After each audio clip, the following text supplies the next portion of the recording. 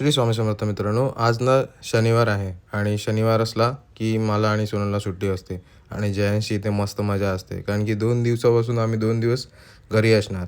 आज आणि उद्या, कारण की संडे आणि सॅटर्डे आम्हाला दोघांना सुट्टी असते.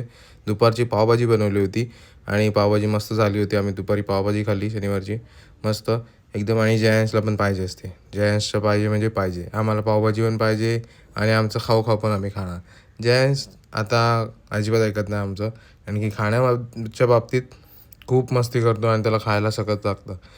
इथे सोनल खूप जास्तच हसत होती, कारण की तिला मी तिची खेचत होतो जास्त करून, कारण की म्हणून त्यामुळे. आणि जयांश झोपला होता, आणि जयांश झोपला ना की मग आम्हाला थोडाफार बोलायला तरी मिळतं.